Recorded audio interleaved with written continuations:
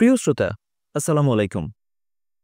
আপনারা শুনছিলেন audio books by Book Bank presents Habit Blueprint. আজকে পড়ছি বইটির দ্বিতীয় পর্ব। তো চলুন শুরু করি। অধ্যায় ৭, প্রতি সপ্তাহে রিভিউ করুন। একটি ভালো অভ্যাস নিজের মাঝে ধারণ করার জন্য কতদিন লাগতে পারে, কতটুকু সময় ব্যয় হতে পারে? এই প্রশ্ন প্রায় সবার মনেই আসে। সচরাচর এই প্রশ্নের বিপরীতে বহু জনপ্রিয় মতামত রয়েছে। অনেক বিশ্লেষণপূর্বক তথ্য দেওয়া হয়েছে ভিন্ন ভিন্ন এক্সপার্টের দ্বারা। সবচাইতে জনপ্রিয় মতানুসারে একটি অভ্যাস নিজের মাঝে পরিপূর্ণভাবে ধারণ করার জন্য ২১ দিন সময় লাগে। আরেকটি মতানুসারে আরও লম্বা সময় ধরে ৬৬ দিনের কথা বলা হয়েছে। এই পরিমাণ সময় নিয়ে কাজ করলে স্বাভাবিকভাবেই নিজের মাঝে ভালো অভ্যাস ধারণ করা সম্ভব হবে। তবে বাস্তবতা হচ্ছে, আপনি যেভাবেই অনুশীলন করেন না কেন, সবসময় একরকম ফলাফল পাবেন না। আপনি যেমন ব্যক্তিই হন, যেখান থেকে যেমন অভ্যাসই নিজের মাঝে গড়ে তুলতে চান না কেন, সুনির্দিষ্ট কোনো সময় বেঁধে দেওয়া সম্ভব নয়। একটি অভ্যাস ধারণ করার অনুশীলনের কাজে সব সময়ই সময়ের বৈচিত্র্য দেখতে পাবেন আপনি। একটি অভ্যাস ধারণের জন্য ৬৬ দিন সময়।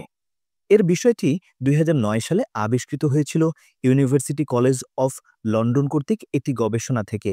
কিন্তু এই ফলাফলকে অতিরঞ্জিত করতে করতে মূল জায়গা থেকে মানুষ সরে এসেছে।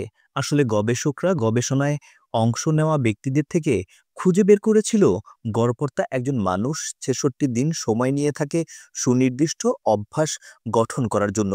কিন্তু এমনিতে একজন ব্যক্তির অভ্যাস গঠন করার জন্য সর্বনিম্ন ১৮ দিন থেকে শুরু করে সর্বোচ্চ ২৫৪ দিন লাগতে পারে। তাই আপনি যদি একটি অভ্যাস গঠনের জন্য সুনির্দিষ্ট সময় প্রত্যাশা করতে শুরু করেন, তাহলেই সমস্যা তৈরি হবে। ৮ মাস সময় লাগতে পারে, এমন ভেবেই মন খারাপ করে ফেলতে পারেন। এমনও হতে পারে এসব কারণে নিজের অনুশীলন চালানোর মন মানসিকতাই নষ্ট হয়ে গেছে। আমার পরামর্শ হচ্ছে, অভ্যাস গঠনের কাজে সুনির্দিষ্ট সময় নিয়ে বেশি উৎসাহিত হওয়া যাবে না। কম সময় লাগবে ভেবে আনন্দিত হওয়ার সুযোগ যেমন নেই, তেমনি বেশি সময় লাগবে ভেবে হতাশ হওয়াও জরুরি নয়। আপনাকে কেবল কাজ করে যেতে হবে। স্বয়ংক্রিয়ভাবেই একসময় অভ্যাস সেট আপ হয়ে যাবে। অভ্যাস কোনো ইভেন্ট নয় যে আপনাকে সুনির্দিষ্ট সময় নিয়ে কাজ করতে হবে অভ্যাস নির্মাণে, বরং এটি একটি প্রক্রিয়া, চলমান প্রক্রিয়া।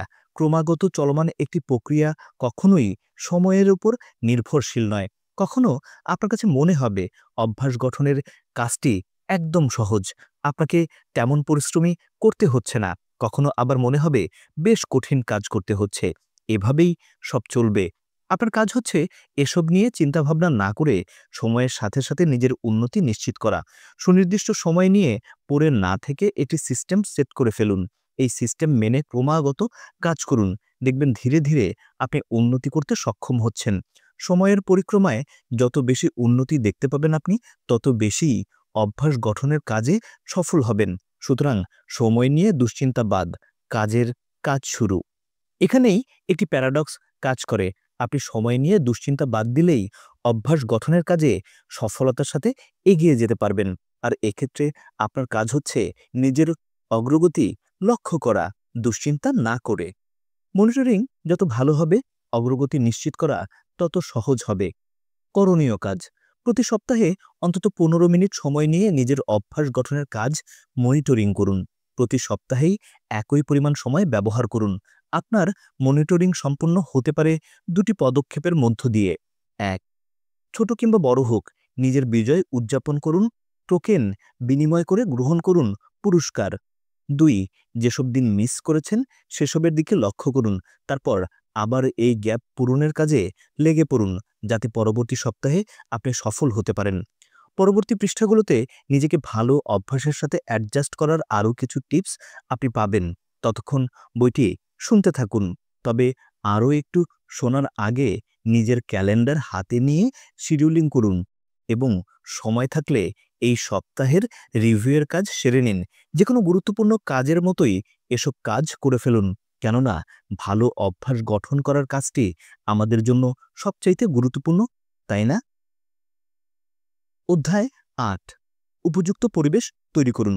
ভিয়েতনাম যুদ্ধ চলাকালে আমেরিকার ১৫ ভাগের বেশি সৈন্য হেরোইনে আসক্ত হয়ে গিয়েছিল।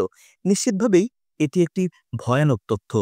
এই তথ্য উদ্ঘাটনের পরই আমেরিকার জনগণ বেশ ক্ষেপে যায়। বিশেষ করে আমেরিকার প্রেসিডেন্ট রিচার্ড নিক্সন বেশ চিন্তিত হয়ে পড়েন।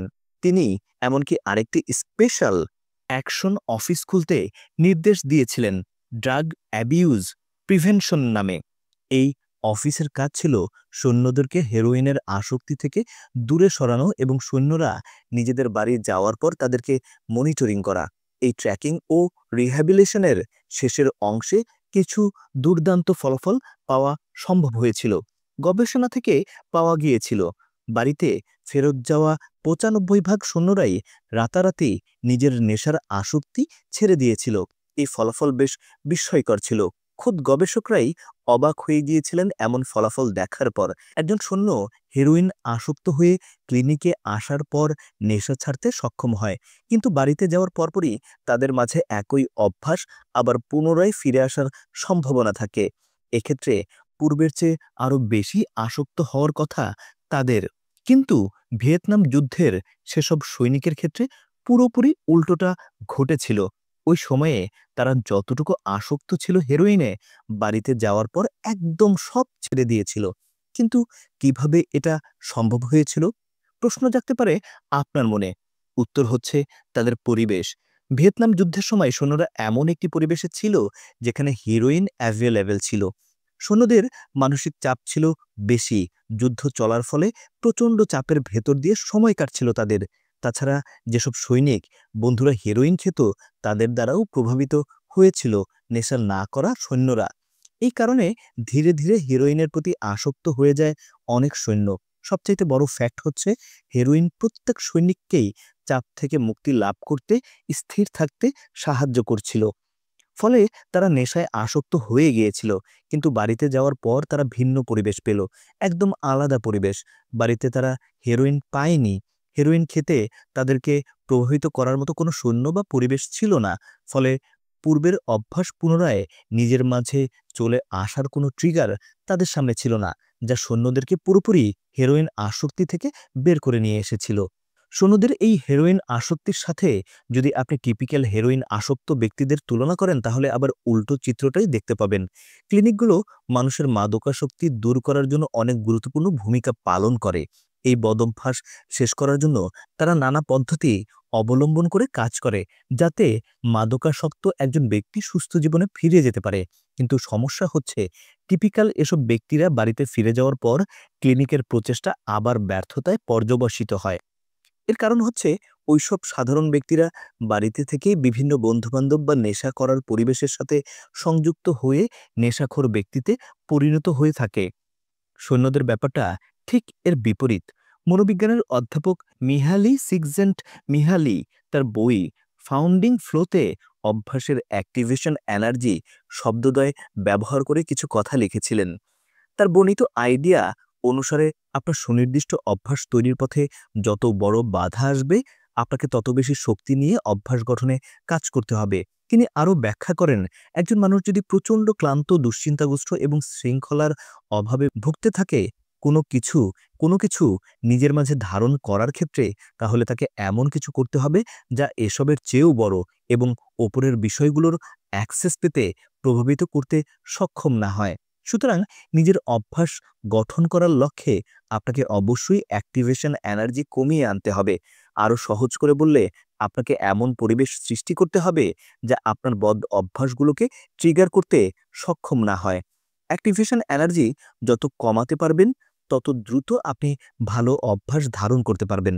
করণীয় কাজ: আপনার বদ অভ্যাসকে দমনের জন্য অ্যাক্টিভেশন এনার্জি কমাতে একটি ভিন্ন ধাঁচের পরিবেশ সৃষ্টি করুন। একবার যদি আপনি এটি করতে পারেন, তাহলে নিজের আচরণে ব্যাপক পরিবর্তন দেখতে পাবেন। নিচে এমন কিছু উদাহরণ আপনার জন্য তুলে ধরা হলো। ১. আপনি যদি প্রতিদিন কমপক্ষে ২ পৃষ্ঠা করে পড়তে চান, তাহলে আপনি যেখানে নিয়মিত বসেন সেখানে একটি বই রেখে দিন। ২.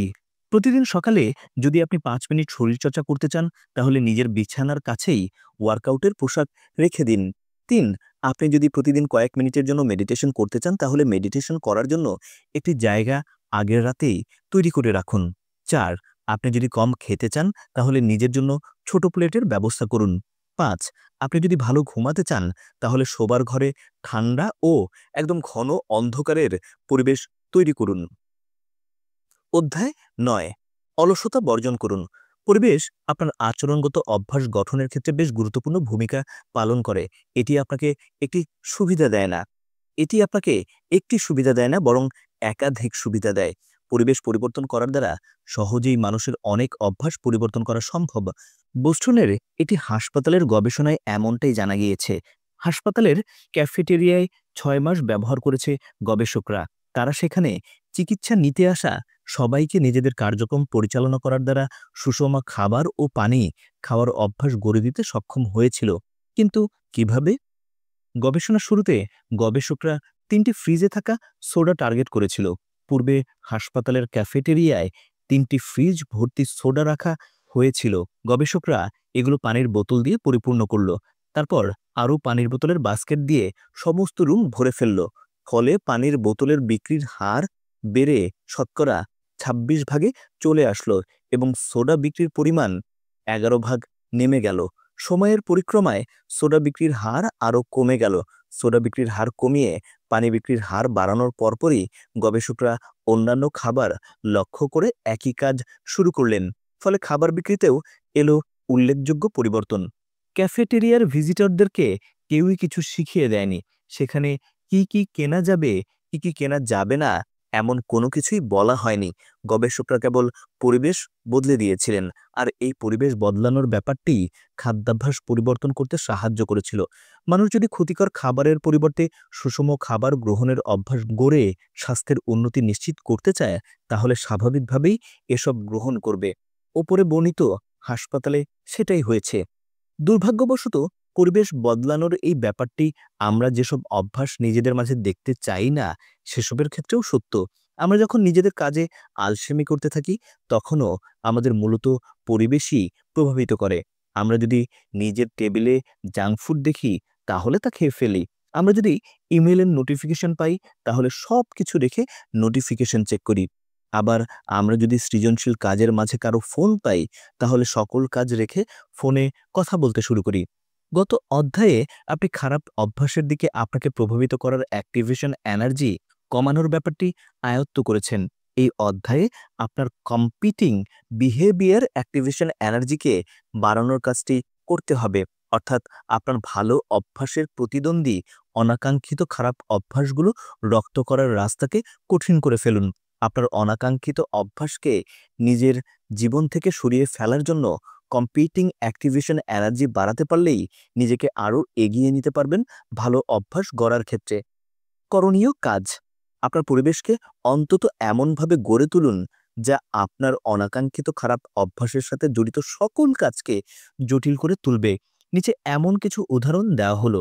এসব অনুসরণ করে আপনি নিজের জীবনে কৌশল কাজে লাগাতে পারেন। ১. সকালবেলা ঘুমিয়ে থাকা যদি আপনার শরীরচর্চাকে বাধাগ্রস্ত করে, তাহলে পাশের রুমে একটি অ্যালার্ম সেট করে রাখুন। ২. সোশ্যাল মিডিয়া যদি আপনাকে মেডিটেশন থেকে বিরত রাখে, তাহলে ফোনের নোটিফিকেশন অফ করে নিন। ৩. যদি টেলিভিশন আপনার বই পড়ার পথে বাধার সৃষ্টি করে, তাহলে রিমোট অন্য ঘরে রেখে আসুন, অথবা টেলিভিশনটি নিজের গ্যারেজে রেখে দিন। আপনি হয়তো অবাক হতে পারেন, জিজ্ঞেস করতে পারেন, টেলিভিশন গ্যারেজে রাখতে হবে কেন? হ্যাঁ, রাখতে হবে। নিজের অনাকাঙ্ক্ষিত সব খারাপ অভ্যাস দূরীকরণের জন্য অবশ্যই আপনাকে প্রয়োজনীয় ব্যবস্থা নিতে হবে। তাই প্রয়োজনীয় ব্যবস্থা নিতে কখনোই কার্পণ্য করবেন না। অধ্যায় ১০. রোল মডেলকে অনুসরণ করুন। আপনি কি কখনো এটা লক্ষ্য করেছেন যে মানুষের সাথে সময় কাটানোর দ্বারা একজন মানুষ কিভাবে অপরাপর মানুষগুলোর মতোই হয়ে যায়? আমি বলছি না তারা দেখতে একরকম হয়ে যায়, তবে চিন্তা, মূল্যবোধ এবং লক্ষ্যের প্রচুর মিল আপনি একসাথে চলাফেরা করা মানুষের মাঝে দেখতে পাবেন। জিম রন বলেছেন, আপনি হচ্ছেন আপনার সাথে সবচাইতে বেশি সময় কাটানো গড়পড়তা ৫ জন মানুষের সমষ্টি।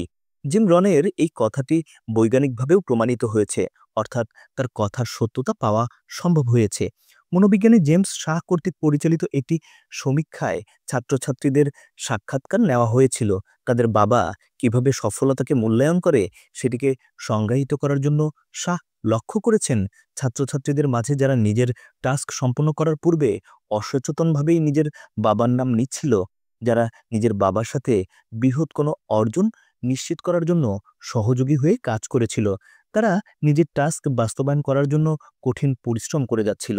নিজের বাবার ব্যাপারে রিপোর্ট করার সময় তাদের কাজের পরিধিও আরও শক্তিশালী হয়ে উঠেছিল। মজার ব্যাপার হচ্ছে, সবার টাস্ক যখন সম্পূর্ণ হলো তখন দেখা গেল ছাত্রছাত্রীদের মধ্যে বাবার সাথে বিভিন্ন সময়ে সহযোগী হিসেবে কাজ করা ছাত্রছাত্রীরা নিজের অজান্তেই অনেক বেশি কাজ করতে সক্ষম হয়েছিল। এখান থেকে মানুষের চিন্তাভাবনা ও কাজের ক্ষেত্রে রোল মডেলের ভূমিকা চিহ্নিত করা সহজ হয়ে গিয়েছিল। মোটের উপর আপনি নিজের কাজ করার সময় বা নিজের জীবন পরিচালনা করার সময় যেসব মানুষের কথা চিন্তাভাবনা করেন বা কল্পনা করেন, তাদের প্রভাব আপনার উপর পড়তে থাকে। আপনি যদি আপনার হতাশ মায়ের কথা চিন্তা করে জীবন কাটান এবং নিজের কাজ শুরু করেন, তাহলে আপনিও তার মতো কষ্ট করে জীবন কাটানোর মতো মানসিকতা নিয়েই সামনে এগোতে থাকবেন। এমনকি অন্য আরেকজন মানুষের লক্ষ্যও আপনাকে প্রভাবিত করতে সক্ষম। একজন মানুষের লক্ষ্য দেখে আরেকজন মানুষ নিজের লক্ষ্য ঠিক করে, এমনও হয়। মনোবিজ্ঞানের ভাষায় এটিকে গোল কন্টাজিয়ন হিসাবে অভিহিত করা হয়। সহজ কথায় গোল কন্টাজিয়ন হচ্ছে অন্যান্য মানুষেরা যেসব লক্ষ্য নির্ধারণ করে সেগুলো দেখে বাকি মানুষের নিজের লক্ষ্য নির্ধারণ করা। গোল কন্টাজিয়নের একটি সমীক্ষায় একদল ডাচ লোকদের জোহান নামের একটি ছেলের কাহিনী পড়তে বলা হয়েছিল। জোহান ছিল একজন কলেজ স্টুডেন্ট। নিজের বন্ধুদের সাথে ছুটিতে বেড়াতে গিয়েছিল সে। প্রচলিত এই গল্পটির দুটি ভার্সন রয়েছে। প্রথম ভার্সন অনুসারে জোহান ট্যুরে যাওয়ার পূর্বে তার গ্রামের বাড়ির একটি ফার্মে চলে গিয়েছিল ১ মাস কাজ করার জন্য। বেড়াতে যাওয়ার জন্য টাকা আয় করাই তার উদ্দেশ্য ছিল। দ্বিতীয় ভার্সন অনুসারে বন্ধুদের সাথে বেড়াতে না গিয়ে জোহান একটি কমিউনিটি সেন্টারে স্বেচ্ছাসেবী হিসেবে কাজ শুরু করেছিল।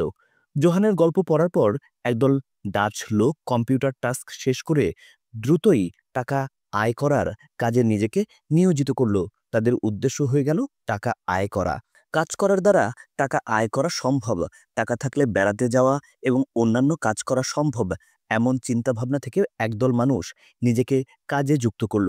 প্রথম ভার্সনের গল্প পড়া মানুষগুলো দ্বিতীয় ভার্সনের গল্প পড়া মানুষগুলোর তুলনায় ১০ গুণ দ্রুত টাকা আয় করার পেছনে লেগে গেল। জোহানের গল্প তাদেরকে দ্বিতীয় ভার্সনের তুলনায় আরও বেশি প্রভাবিত করতে সক্ষম হয়েছিল গোল কন্টাজিয়নের ক্ষেত্রে। অন্য মানুষের লক্ষ্য আপনার নিজের উপর অনেক গুরুতর প্রভাব ফেলতে সক্ষম। গবেষণা থেকে প্রমাণিত হয়েছে, আপনার বন্ধু যদি মোটা হয়ে থাকে তাহলে আপনারও ৫৭% সম্ভাবনা রয়েছে মোটা হয়ে ওঠার। এমনকি যদি আপনার বন্ধু আপনার কাছ থেকে ১০০০ মাইল দূরেও বসবাস করে, তবুও। এসব না জেনেই আমরা অপরের লক্ষ্য দ্বারা প্রভাবিত হই, আমাদের চারপাশে মানুষের ভিড় বাড়াই। আপনি যেমন ব্যক্তি হয়ে উঠতে চান, আপনার আশেপাশে তেমন ব্যক্তি থাকা জরুরি। আপনি যদি একজন স্বাস্থ্যবান ব্যক্তি হতে চান, আপনার বন্ধু স্বাস্থ্য সচেতন না হলে সেটা আপনার জন্যই অসুবিধার ব্যাপার। যদি আপনার বড় লক্ষ্য থাকে এবং নিজের জীবনে বিশাল লক্ষ্য অর্জন করে থাকেন, তাহলে আপনার আশেপাশে অলস লোকজন থাকা মানেই সেসব লক্ষ্য অর্জনের কবর রচিত হওয়া। এমন হলে আপনি নিজের জীবন নিয়ে সব সময়ই যুদ্ধ করতে থাকবেন, কিন্তু আপনার আর লক্ষ্য অর্জন করা হবে না। আপনার আশেপাশে থাকা লোকজনই আপনার জন্য কোন কোন বিষয়ে স্বাভাবিক সেসব নিশ্চিত করে। তাই আপনি যদি স্মরণীয় কিছু করতে চান, তাহলে অবশ্যই স্মরণীয় ব্যক্তিদের সান্নিধ্যে থাকতে হবে। তো এই মুহূর্তেই আমি আপনাকে এই বইয়ের সবচাইতে গুরুত্বপূর্ণ পরামর্শ দিতে চাই। আপনি যদি নিজেকে সুনির্দিষ্ট একটি জায়গায় নিয়ে যেতে চান, তাহলে সেই জায়গায় ইতিমধ্যেই পৌঁছে যাওয়া ব্যক্তিদের সান্নিধ্যে থাকার চেষ্টা করুন সব সময়। এটি আপনাকে আরও সফল করে তুলবে। তাদের কাজের জায়গাগুলো দেখুন, কিভাবে তারা এসব করতে সক্ষম হলো, সেসব খুঁটিয়ে খুঁটিয়ে বোঝার চেষ্টা করুন। হতে পারে এই ব্যক্তিদেরকে আপনি নিজের সামনে পাবেন না, তবুও চিন্তার কোনো কারণ নেই। আপনি তাদের সারা জীবনের কাজ, কথা সব বিভিন্ন উৎস থেকে সংগ্রহ করে তাদের অর্জন সম্পর্কে জানতে সক্ষম হচ্ছেন। একবার যদি আপনি এই ধরনের মানুষ দ্বারা নিজেকে, নিজের পরিবেশকে পরিবেষ্টিত রাখতে পারেন, তাহলে যে কোনো ভালো অভ্যাস গঠন করাই সহজ হয়ে যাবে আপনার জন্য। করণীয় কাজ: এমন ৫ জন লোকের তালিকা করুন যাদের সাথে আপনার সময় কাটানো উচিত বলে মনে হয়।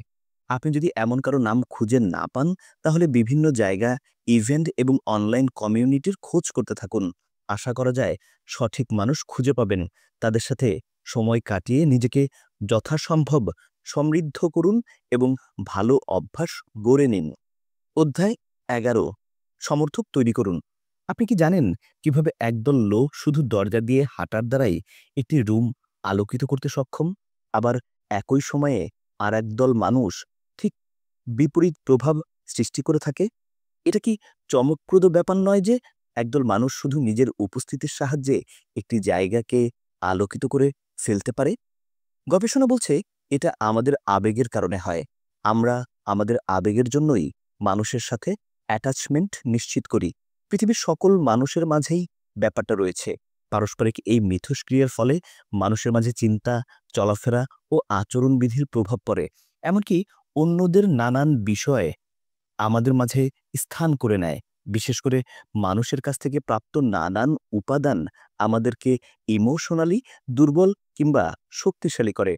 আপনি হয়তো বেশ ভালো একটি দিন কাটাবেন, নিজেকে মনে করবেন পৃথিবীর সেরা একজন মানুষ। অনেক কিছুই আপনার দ্বারা করা সম্ভব হবে যদি আপনি তেমন মানুষের সাথে মেশেন, যারা আপনার মাঝে এসব বোধ আনয়ন করতে সক্ষম। আবার এই মানুষের সাথে মিশেই আপনার দিন বেশ খারাপ কাটতে পারে। এমনকি দিন শেষে মনে হতে পারে আমার দিনটাই মাটি হয়ে গেছে। এটা নির্ভর করছে কেমন মানুষের সাথে মিশছেন আপনি তার উপর। এখন এসবের প্রয়োগ নিজের জীবনের ক্ষেত্রে হলে কেমন হতো তা নিয়ে ভাবুন। আপনার সুন্দর স্বাভাবিক জীবনকে আবেগ কিভাবে ক্ষতিগ্রস্ত করতে সক্ষম যদি আপনি নেতিবাচক ব্যক্তিদের সাথে মিশেন? কিভাবে আপনার ক্ষতি হয়ে যেত প্রতিদিনের সকল কাজকর্ম বন্ধ করার মাধ্যমে?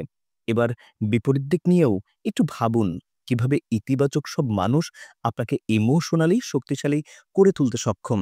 কিভাবে তাদের সাথে সময় কাটানো আপনাকে আরো সফল করে তুলতে পারে? কিভাবে তাদের সাপোর্ট আর সম্পৃক্ততা আপনাকে জীবনপথে আরো এগিয়ে নিতে পারে সকল প্রকার ভালো অভ্যাস নিজের মাঝে ধারণ করার ক্ষেত্রে? একটু কল্পনা করুন ইতিবাচক লোকের গল্প যেভাবে আপনার জীবনকে সুখী ও স্বাচ্ছন্দ্যময় করে তুলতে সক্ষম। সেই মুহূর্তগুলো আমাদের সবার জীবনে পরিবেশের পাশাপাশি মানুষও খুব গুরুত্বপূর্ণ। পরিবেশের পাশাপাশি মানুষ আমাদের জীবনের আকৃতি গড়ে তুলতে সাহায্য করে। আমাদের দৃষ্টিভঙ্গি, আবেগ ও আচরণগত সকল অভ্যাস তৈরির ক্ষেত্রেও সম্পর্কগুলোর ভূমিকা সীমাহীন। আমরা এসব আমলে না নিয়েই নিজের জীবনকে আরও জটিল করে তুলি।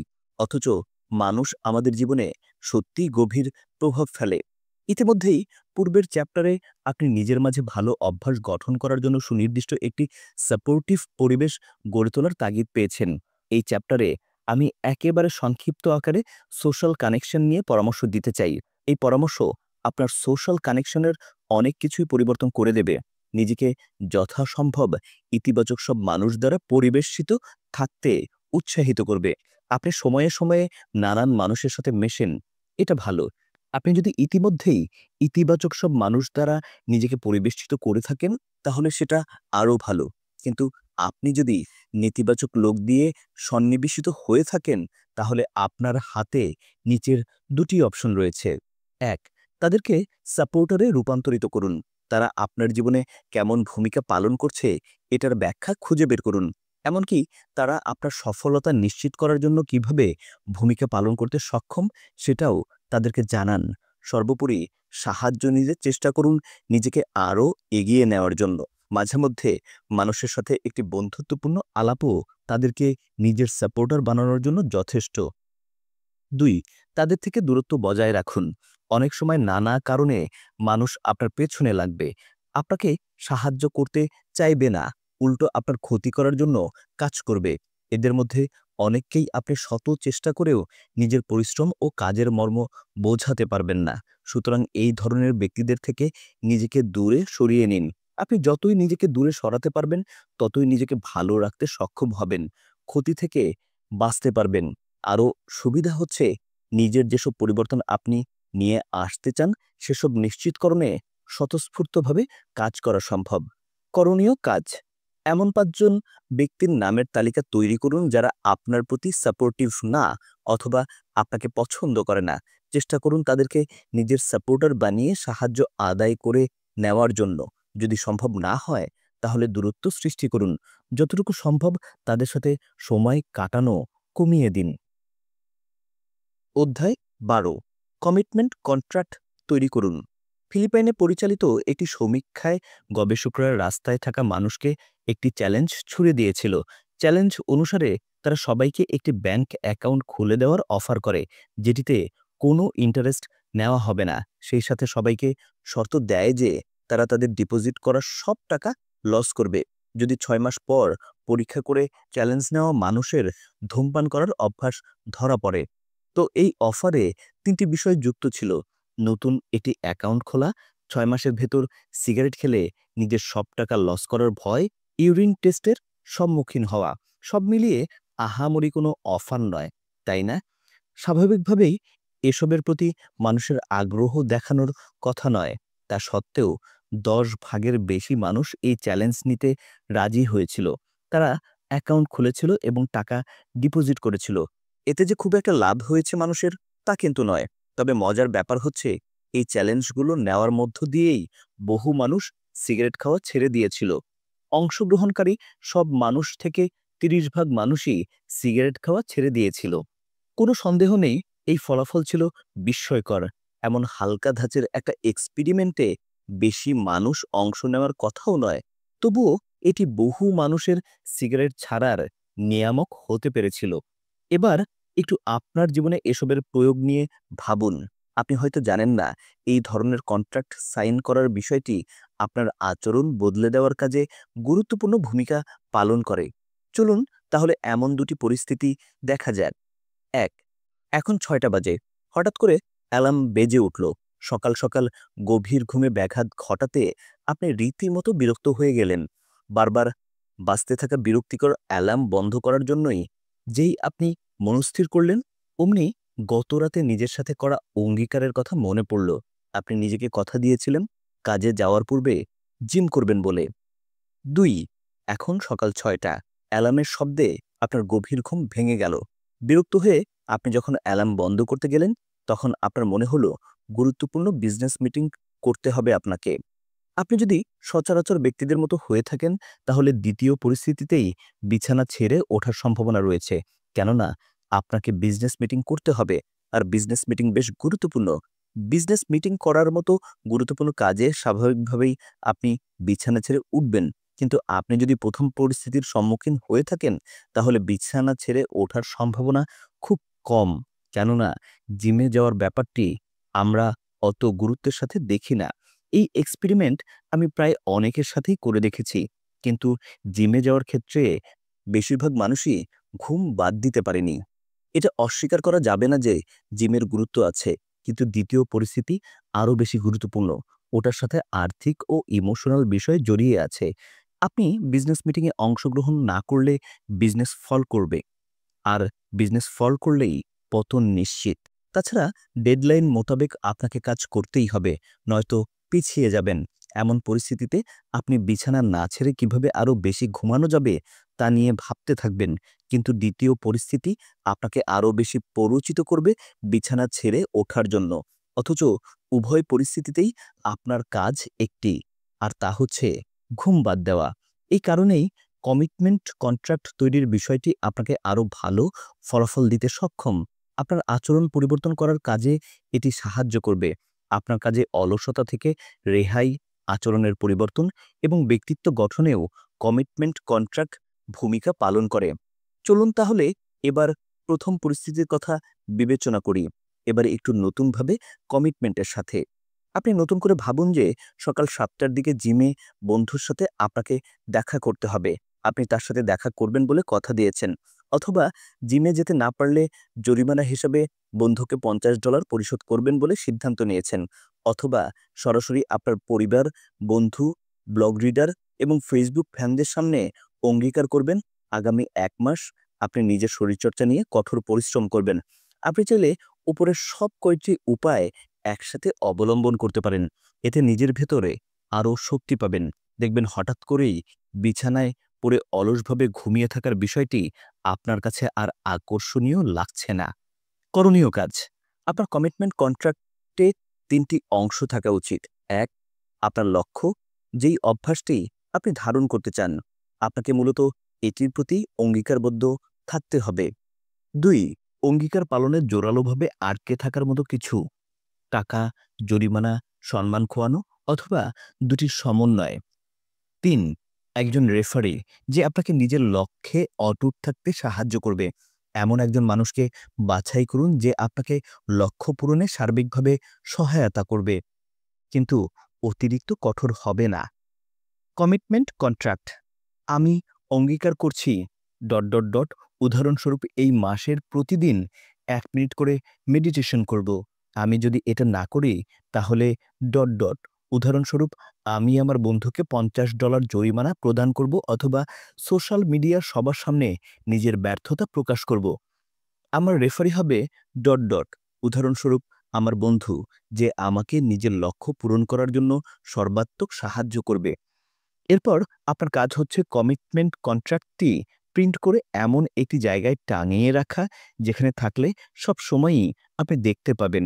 এতে করে নিজের কাজ করতে আরও সুবিধা হবে। আপনি যদি ডিজিটালি এমন কিছু করতে চান তাহলে stick.com এ ভিজিট করতে পারেন। এটি আপনাকে অনলাইনে কমিটমেন্ট কন্ট্রাক্ট তৈরি করতে সাহায্য করবে। আপনি যদি নিজের কমিটমেন্ট কন্ট্রাক্ট রক্ষা করতে না পারেন তাহলে এমন একটি চ্যারিটিতে জরিমানা হিসেবে টাকা দিতে পারেন, যেই প্রতিষ্ঠানটিকে আপনি পছন্দ করেন না। দেখবেন নিজের কাজ করতে এরপর থেকে আপনার তাড়না বেড়ে যাবে। অধ্যায় ১৩। কাউকে পর্যবেক্ষণের দায়িত্ব দিন। ১৯৫০ সালের কথা। ১৯২৪ এবং ১৯৩২ সালে মনোবিজ্ঞানীদের করা দুটি গবেষণা থেকে তথ্য নিয়ে বিশ্লেষণ এবং গবেষণা করেছিলেন হেনরি ল্যান্ডসবার্গার। শিকাগোর কাছে হাউথর্ন ওয়ার্কসের বেশ পুরানো ওই গবেষণা দুটি পরিচালনা করেছিলেন শিল্প গবেষক ও মনোবিজ্ঞানী এলটন মায়ো। গবেষণা দুটির প্রাথমিক লক্ষ্য ছিল বেশি আলোতে কাজ করার বিষয়টি শ্রমিকদের প্রোডাক্টিভিটি বাড়াতে সক্ষম হয় কিনা তা জানতে চেষ্টা করা। গবেষণা শেষে মায়ো দেখতে পেলেন শ্রমিকদের বেশি আলোর মাঝে কাজ করতে দিলে তারা আরও বেশি আউটপুট দিতে সক্ষম হয়। মজার ব্যাপার হচ্ছে, তাদেরকে যখন কম আলোতে কাজ করতে দেয়া হয়েছিল সেটাও তাদের প্রোডাক্টিভিটি বৃদ্ধি করেছিল। আসলে হচ্ছিল কি? এটাই ছিল গবেষকদের প্রশ্ন। ব্যাপারটা বেশ গোলমেলে লাগছিল তাদের কাছে। সবকিছু ভেবেচিন্তে শেষ পর্যন্ত দেখা গেল গবেষকরা কাজের জায়গায় যেসব পরিবর্তন করেছিলেন শ্রমিকদের প্রোডাক্টিভিটি বাড়ানোর ক্ষেত্রে সেসব কোনো ভূমিকাই রাখেনি। আলোর ব্যবস্থা বা অন্যান্য সবকিছুই শ্রমিকদের প্রোডাক্টিভিটি বাড়ানোর ক্ষেত্রে অপ্রাসঙ্গিক ছিল। মোটের উপর গবেষকরা যতক্ষণ শ্রমিকদের নিয়ে কিছু করেছিল ততক্ষণই তাদের শ্রমিকদের প্রোডাক্টিভিটি বেড়ে গিয়েছিল। শ্রমিকদের এই প্রবণতাকে পরবর্তী সময়ে হাউথর্ন ইফেক্ট নামে অভিহিত করা হয়। মায়ো আর হাউথর্নের কাজ সোশ্যাল সায়েন্সে আরেকটি নতুন শাখার ভিত্তি হিসেবে যাত্রা শুরু করেছিল, যার নাম হচ্ছে ইন্ডাস্ট্রিয়াল সাইকোলজি। হাউথর্ন ও মায়োর কাজ আমাদেরকে একটি গুরুত্বপূর্ণ শিক্ষা দেয় যে আমরা ততক্ষণে যে কোনো কাজে বেশ ভালো পারফরম্যান্স করতে সক্ষম হই যতক্ষণ অন্যরা আমাদেরকে পর্যবেক্ষণ করতে থাকে। আরও সহজ করে বললে, কারো পর্যবেক্ষণের আন্ডারে থাকলেই সুনির্দিষ্ট ব্যক্তির পারফরম্যান্স জোরালো হয়ে ওঠে। এই কারণেই কারো ওপর নজরদারির দায়িত্ব দেওয়া বেশ শক্তিশালী একটা ব্যাপার। যে কোনো কিছু অর্জন করার জন্য সুনির্দিষ্ট কোনো কিছু অর্জন বা কোনো অভ্যাস গঠনের ক্ষেত্রে কেউ যদি আপনার অগ্রগতি ট্র্যাক করে তাহলে আরও বেশি এগিয়ে যাবেন আপনি। আরও বড় সফলতা পাওয়া সম্ভব হবে। করণীয় কাজ। আগের চ্যাপ্টারে আমি কমিটমেন্ট কন্ট্রাক্ট নিয়ে বলেছি। এখন আপনাকে অন্তত এমন একজন লোককে খুঁজে বের করতে হবে যার হাতে নিজের অগ্রগতি ট্র্যাক করার দায়িত্ব দিয়ে নিশ্চিন্ত মনে কাজ করতে পারবেন আপনি। নিচে সহজ কিছু আইডিয়া দেওয়া হলো যা ব্যবহার করে আপনি দায়িত্ব দেওয়া বিষয়টি নিশ্চিত করতে সক্ষম হবেন। ১. কমিটমেন্ট কন্ট্রাক্ট প্রিন্ট করে আপনার বন্ধুর হাতে দিন। ২. একজন বা একটি গ্রুপ খুঁজে নিতে পারেন নিজের অগ্রগতি ট্র্যাক করার জন্য। ৩. আপনার গঠন করতে যাওয়া অভ্যাসের সাথে সাদৃশ্যপূর্ণ কমিউনিটির সাথে কানেক্টেড হন। ফোরামের নিয়মিত পোস্ট করুন। ৪. মেন্টরের সাহায্য নিন। ৫. কোচ বানান, দায়িত্ব দিন। ৬. সোশ্যাল মিডিয়ায় পোস্ট করুন। ৭. ব্লগ লেখা শুরু করে সেসবের লিঙ্ক আপনার সাপোর্টারদেরকে দিন। একা একা কাজ করতে যাবেন না। অন্তত একজন মানুষকে সাথে নিয়ে নিজের অভ্যাস গঠনের কাজ করুন। আরও ভালো হয় যদি আপনি একটি গ্রুপ তৈরি করে নিতে পারেন। প্রিয় শ্রোতা, এই ছিল আমাদের দ্বিতীয় পর্ব। আশা করি আমাদের বইগুলো আপনাদের ভালো লাগছে।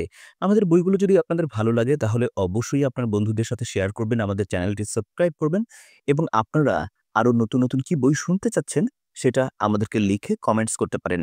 আমরা আছি আপনাদের সঙ্গে আরও দারুণ দারুণ কিছু অডিও বুক উপহার দেওয়ার জন্য। ধন্যবাদ সবাইকে। আল্লাহ হাফেজ।